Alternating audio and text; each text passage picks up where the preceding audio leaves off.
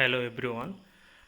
আজকে এই ভিডিওতে তোমাদের জন্য নিয়ে এসেছি তোমাদের সেকেন্ড সেমিস্টারে নতুন করে একটা ইন্টারডিসিপ্লিনারি জায়গাতে এইসিসি নামে একটা সাবজেক্ট তোমাদের নিতে হয়।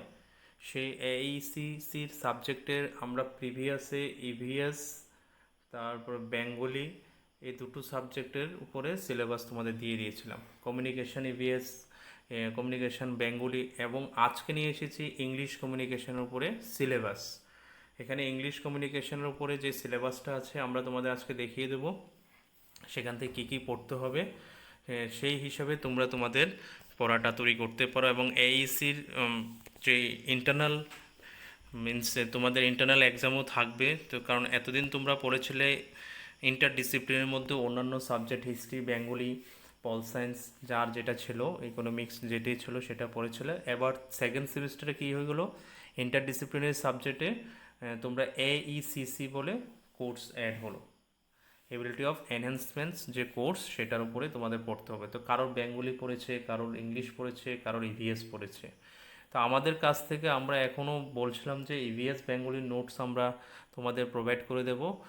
আর ইংলিশেরটা এখন আমরা তৈরি করতে পারিনি, কারণ ইংলিশের তারপর অনেক কিছু গ্রামার টামার আছে, সেগুলো হাতে কলমে করলে পরে ভালো হয়। যাই হোক, আমরাও চেষ্টা করব তোমাদের সেই এইসি সাবজেক্টের যে ইংলিশটা সেটাও কিছু করা যায় কিনা, তাহলে তোমরা আমাদের থেকেও নোটসটা নিতে পারবে। সেখানে দেখে নাও তোমাদের সিলেবাসে কি কি আছে একবার এক নজর। ইউনিট ওয়ান, আমি পুরো সিলেবাস ডিসকাস করবো না, জাস্ট একটুখানি দেখিয়ে দিচ্ছি। ইউনিট ওয়ানে দেখো major basic grammatical categories in English. তো সেগুলির যদি হাতে কলমে সামনে বসে করা যায় তাহলে বেশ। তারপর আমরা চেষ্টা করবো একটা নোটস তৈরি করে দেওয়ার জন্য তোমাদের।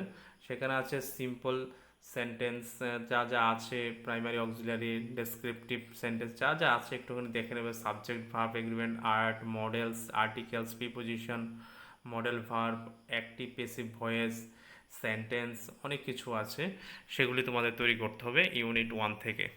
তারপরে ইউনিট টু থেকে দেখো এখানে আছে, এই হচ্ছে ইউনিট ওয়ানের সিলেবাসটা আবার দেখিয়ে দিচ্ছি। তারপরে ইউনিট টু থেকে ইন্ট্রোডাকশান অফ রিডিং স্কিল, সেখানে রিডিং স্কিলের উপরে তোমাকে তৈরি করতে হবে অনেক প্রশ্ন। Introduction, difference types of text, narrative, descriptive, extrapolative, এরকম ধরনের। Reading and comprehension of different types of text stated above, উপরে যে টেক্সটগুলির কথা বলেছে সেখানে কীভাবে রিডিং করতে হবে সেগুলো তোমাদের জানতে হবে ইউনিট টুতে। ইউনিট থ্রি থেকে কি দিয়েছে দেখো একবার। ইউনিট থ্রি থেকে দিয়েছে রাইটিং স্কিল, উপরে দিয়েছিল প্রথম দিয়েছিল গ্রামাটিক্যাল, তারপরে দিয়েছে রিডিং, তারপরে দিয়েছে রাইটিং। টেকনিক্যাল রাইটিংয়ের উপর আছে রিপোর্ট রাইটিং, সেখানে newspaper report writing, project report design writing, and event reporting, use of language in formal reportage. তারপরে একাডেমিক রাইটিং ইন ইংলিশ, সেখানে abstract writing, proposal, abstract format, research article, abstract keywords.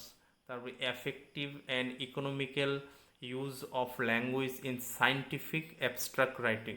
এ হচ্ছে writing সেকশনের syllabus. Unit ফোরে কী দিয়েছে, unit ফোরে দিয়েছে তোমাদের letter রাইটিংয়ের উপর, অর্গানাইজেশন অফ কমিউনিকেশন। সেখানে আছে লেটার রাইটিং, সেখানে official letter writing format, use of the passive voice in letter writing. তারপরে দিয়েছে use of formal English in official letters, letter making request, joining letter, letter of invitation, etc., email letter communication to faculties, universities abroad, use of tentative register in English towards effective scientific communication, impersonal language skill। তারপর সেখানে official কমিউনিকেশনের মধ্যে letter writing হচ্ছে একটা part, তারপরে পরের part হচ্ছে CV drafting একটা part, CV format, quantitative qualitative data, তারপরে notion of dynamic CV, cover letter writing, সেটার উপরে তৈরি করতে হবে। তারপরে এখানে এই দুটো পার্ট ইউনিট ফোরে আছে। তারপরে সেখান থেকে দেখাই আছে, দেখো কি লিখেছে এখানে, internal assessment may be based on following areas. তোমাদের তার মানে বুঝতে পেরেছে এইসি থেকেও ইন্টারনাল এক্সাম হবে তোমাদের। সেখান থেকে কী কী টপিক হবে, importance of listening skills, problems of listening, unfamiliar dialects, তারপরে aspect of pronunciation and fluency in speaking, intelligibility in speaking to be tested, short seminar presentation.